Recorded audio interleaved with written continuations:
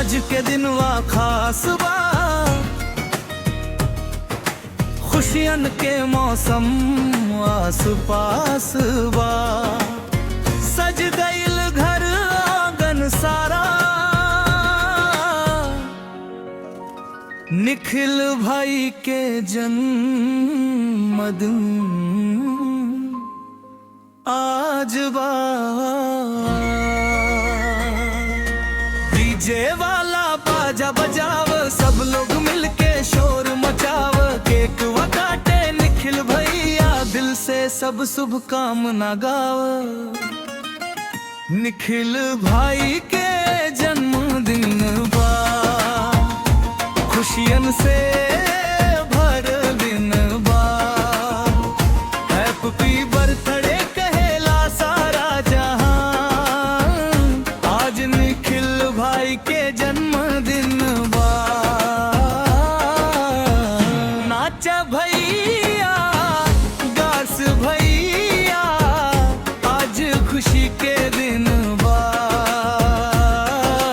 हाथ उठा के बोला सब लोग, निखिल भाई के जन्मदिन बा।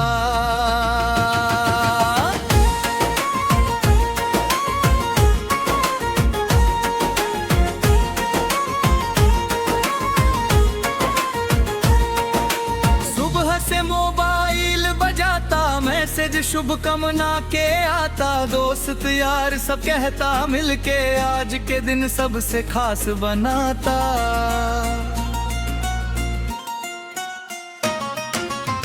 मम्मी पापा के आशीर्वाद, बड़जू भाई के प्यार मिले। छोटका से लेके बड़का तक सबके दुआ हजार मिले।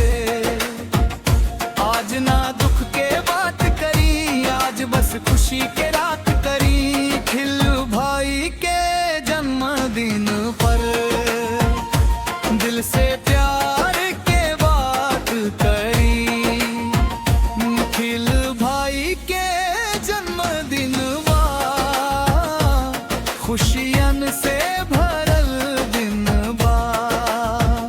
हैप्पी बर्थडे कहेला सारा जहान, आज निखिल भाई के जन्मदिन बा।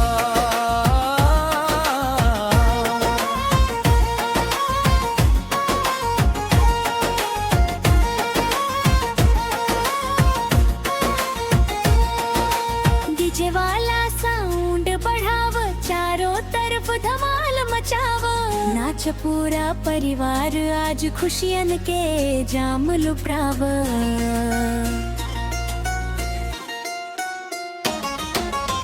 केकवा पर मोमबत्ती जले, मनवा में सपना हजार पले। एक एक करके पूरा होके हर मंजिल निखिल भाई के मिले। नाम रोशन होके परिवार के, हर दिन नई पहचान बने। मेहनत के राह पर चलते चलते पूरा हर अरमान बने। भगवान से बस इतना मांगी, खुशियां हर बम साथ रहे। मुश्किल चाहे लाख आ जावा, हिम्मत भाई के पास रहे। हैप्पी बर्थडे निखिल भाई, आज सजलवा दुनिया सारी। हंसी रहे हर हंस सहर पर, खुश रहे उमरिया सारी। Happy birthday, happy birthday Nikhil भाई, हैप्पी बर्थडे। सब मिलके बोला जोर से, happy birthday, happy birthday.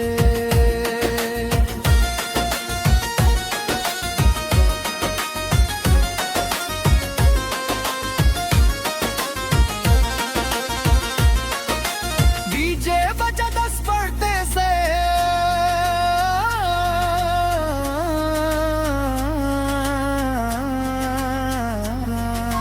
Nikhil भाई बा सबसे स्ट्रॉन्ग। दोस्तन के बीच पहचान बड़ी, इनका बिना पार्टी लगे रो।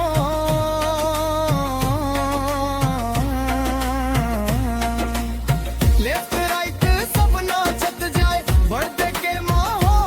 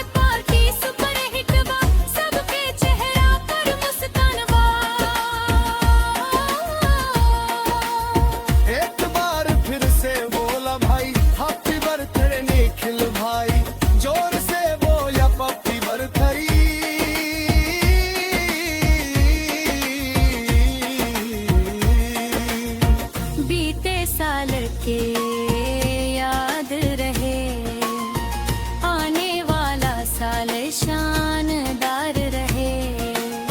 जिंदगी के हर सफर में अपनापन हर प्यार रहे। दोस्त सच्चा हमेशा मिले, अपनों का साथ कभी न छूटे। सपना जो देखा है आंखों से वो सपना कभी ना टूटे।